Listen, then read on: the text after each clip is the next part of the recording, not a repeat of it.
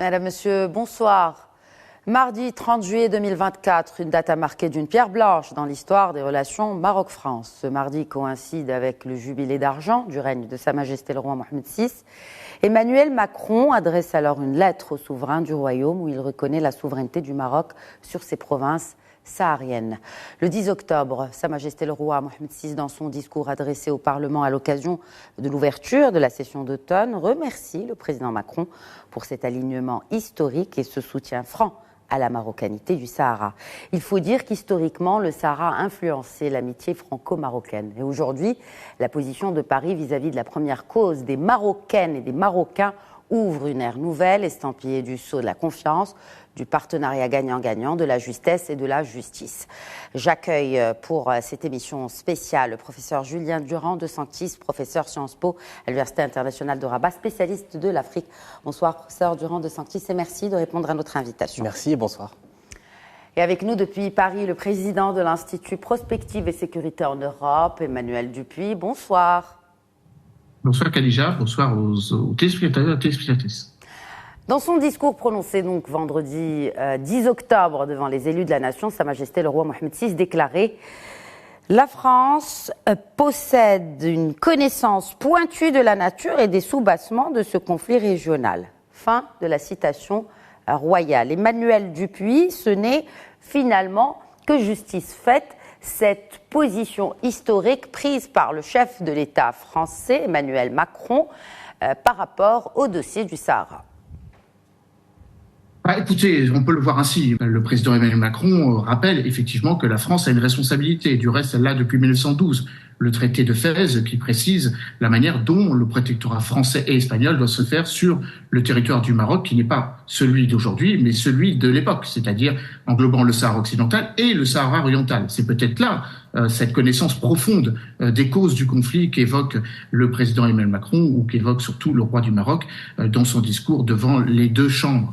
Le président Emmanuel Macron a évidemment fait un geste significatif. Il faut considérer, comme l'a fait du reste indirectement Antonio Guterres, secrétaire général des Nations Unies il y a quelques jours, que le projet d'autonomie que du reste la France avait veillé à mettre en place en avril 2007 est la solution et non plus une seule des options, et non une parmi tant d'options par rapport à ce traité d'autodétermination que l'ONU appelle de ses voeux depuis 1975. Donc je crois qu'il faut évidemment se féliciter des chemins parcourus, mais ne pas oublier le passé, ne pas oublier les raisons pour lesquelles la France et le Maroc ont été en crise, car sinon on n'avancerait pas. Justement, Julien Durand de Sanctis, si on devait faire peut-être une rétrospective de l'évolution des relations entre Rabat et Paris, si vous pouviez nous faire justement une synthèse de cette rétrospective. Alors, pour une rétrospective de courte durée, puisque là on parle des dernières années, il est vrai que la période un peu qui a marqué un changement de nature dans les relations est datée de 2020-2021, au moment où les États-Unis assurent leur reconnaissance et leur appui au plan du Sahara occidental du Maroc et de son autonomie, du plan autonomie. Et en fait, on attendait à ce moment-là que la France suive, emboîte le pas américain. Ce qu'elle n'a pas fait. Et donc, du point de vue marocain, le fait que les États-Unis, en quelque sorte, aient été premiers dans le camp du Conseil de sécurité sur cette mesure-là, a été mal vécu. Et donc, en quelque sorte, à partir de ce moment-là, se sont enclenchés un peu une phase de détachement, il faut le dire, dans les relations. À cela se sont ajoutés d'autres problèmes qui sont survenus. On pense bien sûr à la visite du président Macron en Algérie, sans passer par le Maroc, signifiant en un sens qu'il y avait un traitement d'un côté inégalitaire dans le respect dû aux visites protocolaires, plus d'autres affaires sur la question notamment des visas qui étaient mal vécues au moment où la France a pratiqué une politique de rétorsion des visas octroyés aux ressortissants marocains. Et donc pendant cette période, les tensions se sont augmentées. Et en fait, en quelque sorte, la situation a changé à partir de la période récente, les 10 derniers mois, tout simplement parce que la France se rendait compte que du fait de la nature du rapport de force international sur le sujet, elle ne pouvait plus rester dans l'expectative. Elle se devait de fournir une réponse plus claire et moins ambiguë. Et comme l'a rappelé notre interlocuteur, le plan d'autonomie avait été porté aussi et soutenu par la France, mais cette fois-ci, il s'agit de bien marquer le pas en disant que c'est la seule et unique solution durable pour l'avenir du Sahara. Et ça, c'est clairement quelque chose qui a été un acte significatif pour le rapprochement, les retrouvailles de la France et du Maroc. Et ça n'a pas manqué de figurer dans le rapport du secrétaire général de l'ONU sur la base, en plus du compte rendu de son envoyé spécial pour le Sahara. Mais Antonio Guterres a pris note du soutien de la France à la souveraineté du Maroc dans ce rapport. C'est quand même une référence, surtout à cette lettre adressée par le président français à Emmanuel Macron, à Sa Majesté le roi Mohamed VI. C'est quand même un pas de plus dans la dynamique des victoires, j'ai envie de dire, diplomatiques du Maroc sur la scène internationale. Absolument. En fait, c'est une phase de normalisation dans l'avancée du dossier, puisqu'ici, en fait, en quelque sorte, c'est une façon de montrer que non seulement la France, dans une relation bilatérale, appuie le plan d'autonomie de manière claire et évidente, mais que maintenant, en tant que membre du Conseil de sécurité, son influence est aussi multilatérale et qu'on ne peut pas avancer sur ce dossier sans passer évidemment par l'ONU. Donc il y a aussi l'idée qu'au-delà des reconnaissances bilatérales pays par pays, en définitive, l'ONU reste l'acteur essentiel et historique pour le règlement du dossier, ce que le Maroc encourage puisqu'il est par définition dans la volonté de poursuivre le règlement par l'ONU. Et donc le fait que la lettre du président Macron et la reconnaissance de ce plan d'autonomie comme le seul et unique viable soit mentionnée par le SG, le secrétaire général, eh bien c'est une façon de continuer à normaliser le dossier à l'échelle internationale officielle. Quel signal renvoie la diplomatie française sur ses priorités et son orientation? Emmanuel Dupuis. Oui, je crois que c'est important de rappeler que tout se joue à l'ONU. Je crois que ça a été rappelé par Julien, ne serait-ce que parce que les résolutions onusiennes appuient le processus tel qu'il a été enclenché après la proposition d'avril 2007, la dernière résolution qui va advenir pour succéder à celle du 30 octobre de l'année dernière, la résolution 2703, y contribuera. Et je crois que c'est important de bien rappeler qu'il y a une dynamique. Et ça, de ce point de vue-là, c'est une avancée remarquable de la diplomatie marocaine. De ce point de vue, on peut rappeler que désormais 164 pays sur 193 qui siègent à l'ONU de plein exercice ne reconnaissent pas la légitimité, quelle qu'elle soit, d'une autre entité que celle du Maroc. 112 pays reconnaissent et le principe de l'autonomie ou la viabilité, les 112 sur 193 que j'évoquais, du pays de l'ONU qui reconnaissent la viabilité, la légitimité, la pertinence et la rigueur et donc la légitimité du plan d'autonomie d'avril 2007, ne serait-ce que pour une dimension économique, c'est-à-dire que 3/4 des pays africains, là où ça posait le plus problème, car, comme vous le savez, il y a 54 nations africaines à l'ONU, et je crois que c'est important, comme ça a été rappelé, de rappeler que désormais, il y a 2 pays membres membres permanents du Conseil de sécurité, les États-Unis, décembre 2020, et désormais la France, qui vont dans ce sens. Peut-être faudra-t-il s'attendre à une décision très prochaine de la Grande-Bretagne, qui a donné quelques signaux positifs, et surtout avoir à l'esprit qu'il y a encore quelques heures, des négociations ont eu lieu à l'ONU entre les délégations marocaines, chinoises, marocaines et russes, car il faut se souvenir que la Chine n'avait pas apposé son veto lors de la dernière résolution 2703, mais que c'était bien la Russie et le Mozambique qui l'avaient fait. Donc tout l'enjeu est évidemment, pour répondre à votre question, de bénéficier et de faire en sorte que la politique, la diplomatie française puisse être une sorte de moteur, d'accélérateur, de locomotive pour convaincre d'autres qui se seraient un peu plus récalcitrants. On pense notamment à quelques pays européens qui, pour l'instant, n'ont pas franchi le pas. Je pense notamment à l'Italie pour des questions purement gazières, purement économiques, qui, elle, ne veut pas rompre sa relation d'exclusivité avec l'Algérie. Pourtant, Paris a fait ce choix-là, justement, et bien sûr, la décision du président français, sans surprise, n'a pas manqué d'attiser la colère du régime algérien, Emmanuel Dupuis. Est-ce que, malgré la déclaration du Premier ministre français, en l'occurrence, vis-à-vis de l'Algérie, d'autant plus qu'il y a le dossier brûlant de l'immigration qui a été proposé par le ministre de l'Intérieur, mais en tout cas sur un plan purement diplomatique, comment voyez-vous aujourd'hui l'évolution du cas diplomatique Paris-Alger ? Il est en très mauvaise posture. Le président Tebboune, qui devait venir à Paris, ne viendra pas. En tout cas, si on écoute l'interview fleuve qu'il a donnée à vos collègues confrères d'Al Jazeera, distillant sa bille, évoquant le passé colonial, la responsabilité coloniale substantielle qui a tous les problèmes, selon lui, que connaît le pays, je vois mal la situation s'améliorer. D'autant plus que le président Tebboune n'est pas au pouvoir. Ce n'est pas lui qui dirige, mais c'est bien les forces armées, les forces de sécurité et les forces armées, la direction des services de sécurité, la DSS, ex-DRS et les autorités militaires.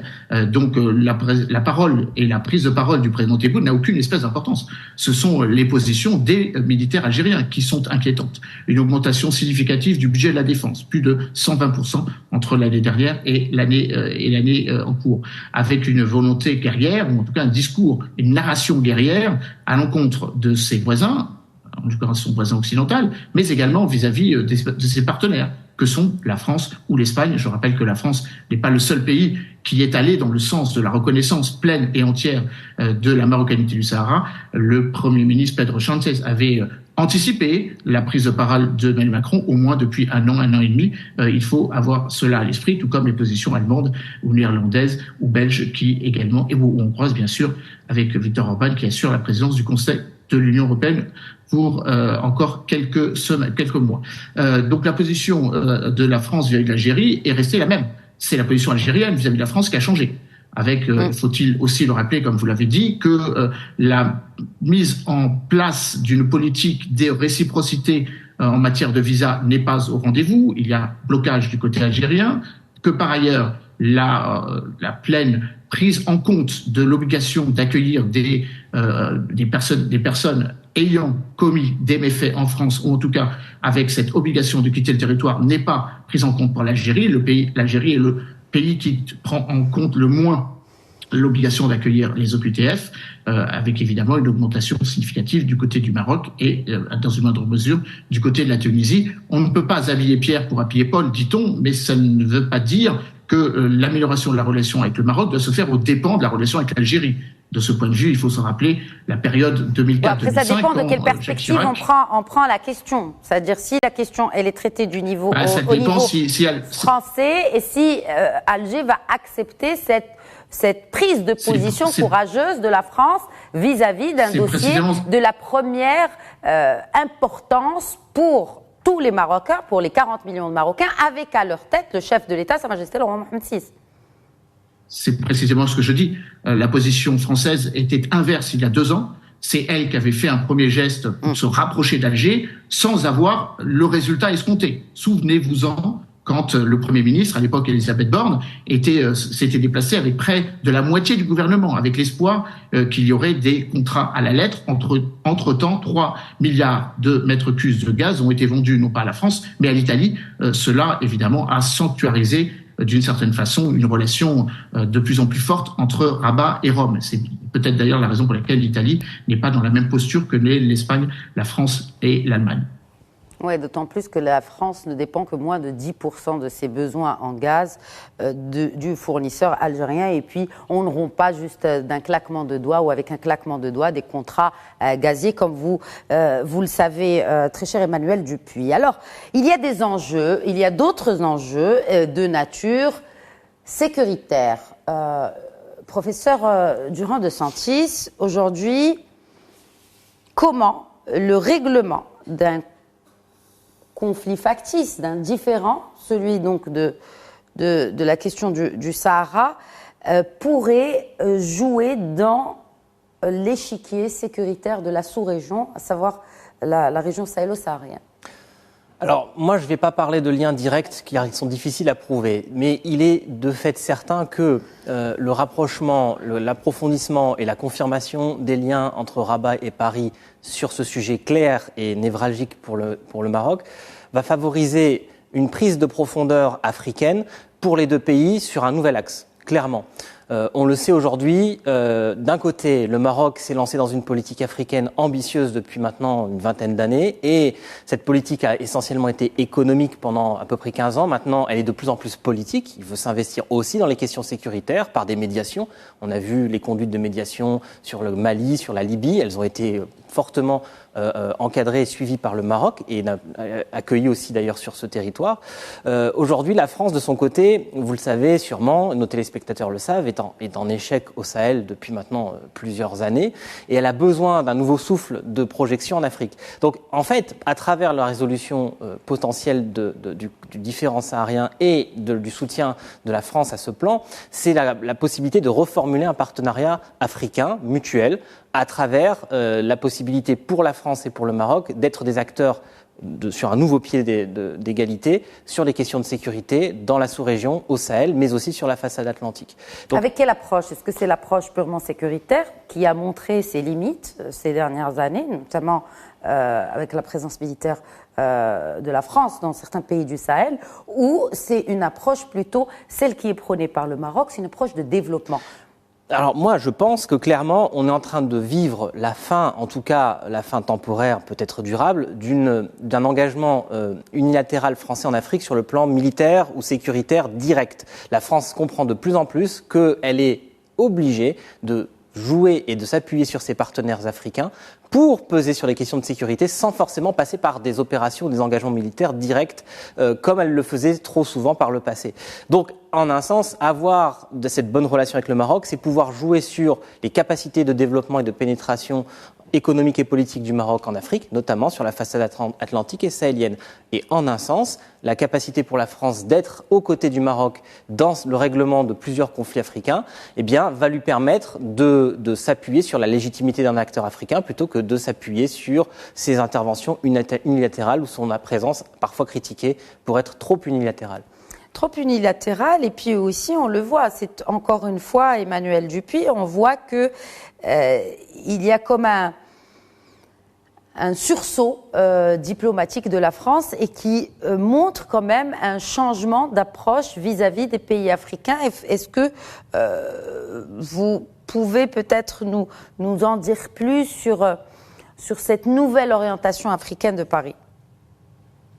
Je ne crois pas qu'on puisse malheureusement l'indiquer comme tel. Je suis ces questions avec beaucoup d'attention auprès de Jean-Marie Bockel, l'envoyé personnel du président de la République sur le continent africain.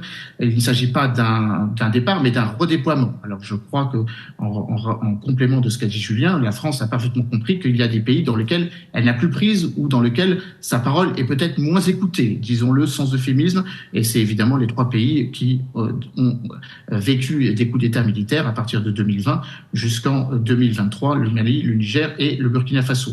On pourrait y rajouter peut-être le Tchad d'une certaine manière et le Sénégal, mais je vais y revenir.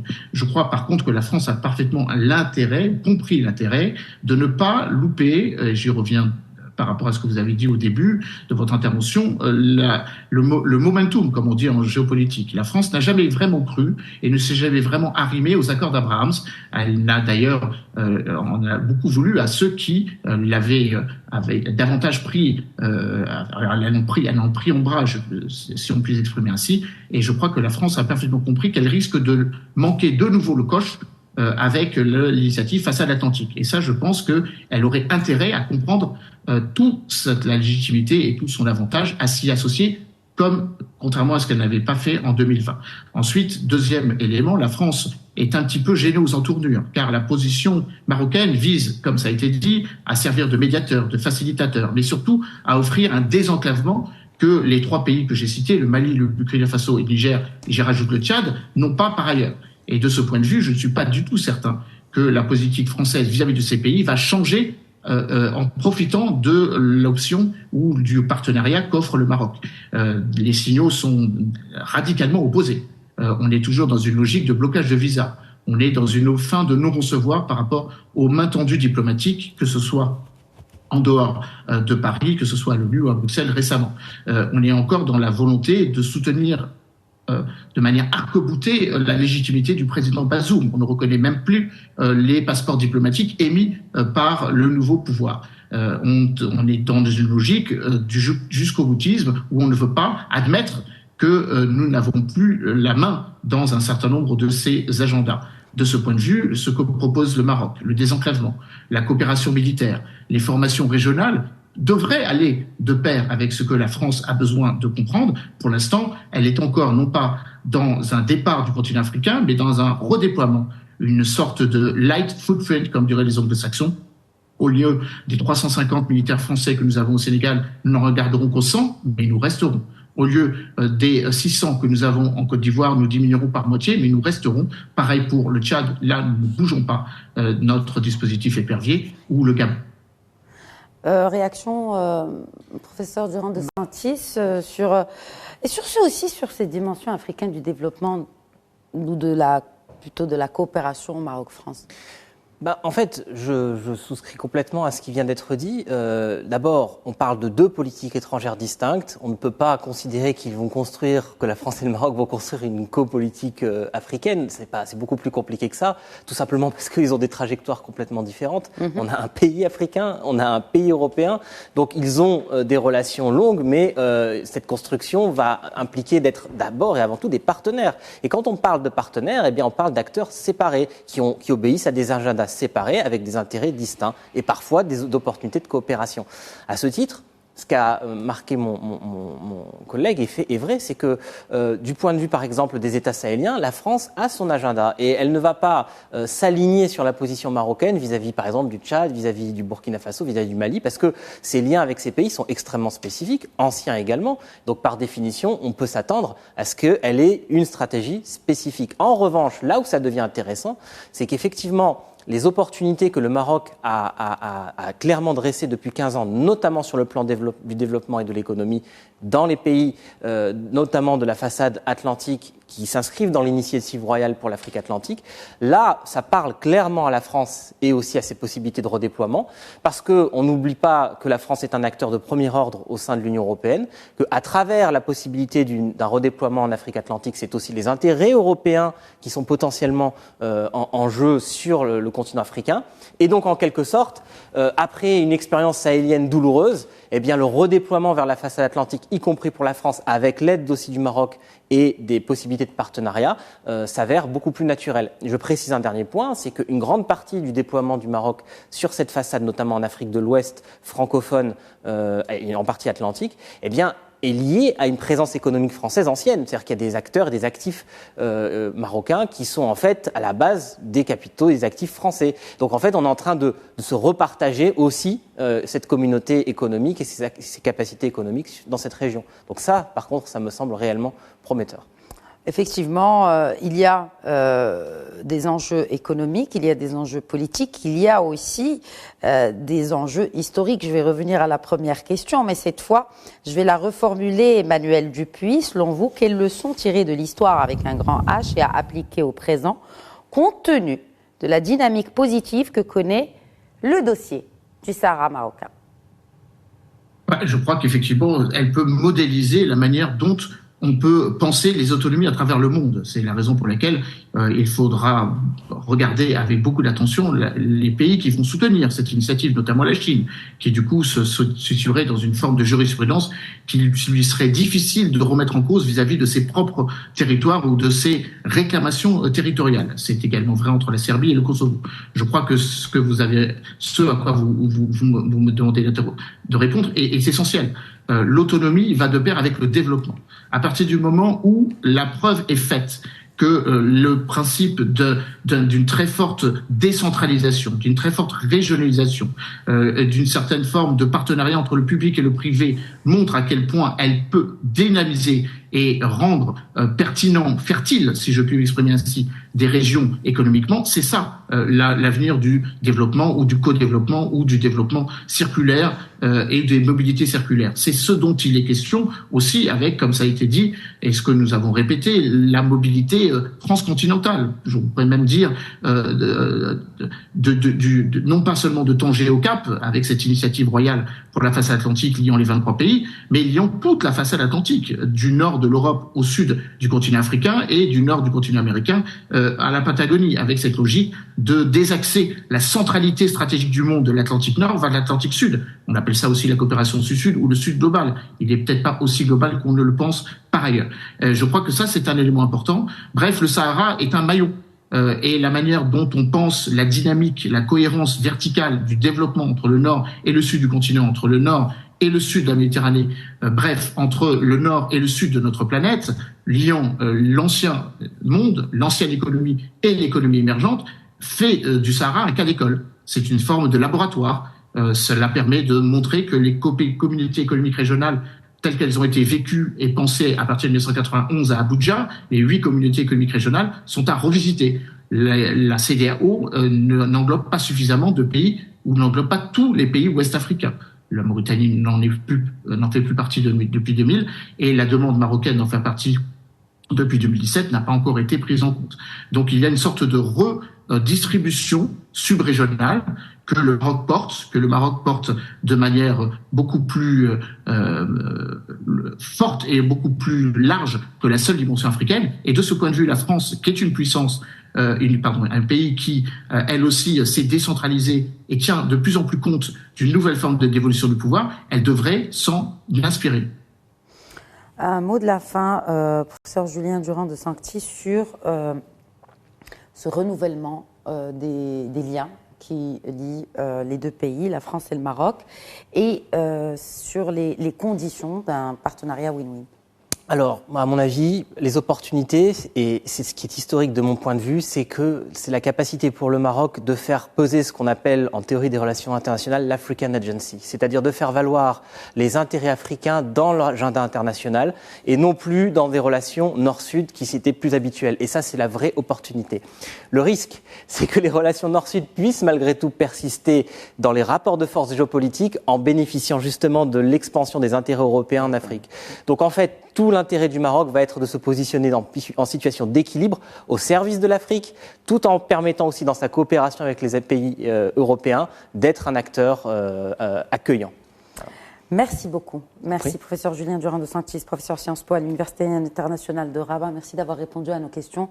Et je réitère mes remerciements à Emmanuel Dupuis. Merci d'avoir été avec nous ce soir. Voilà, c'est la fin de cette émission spéciale. Très bonne suite des programmes.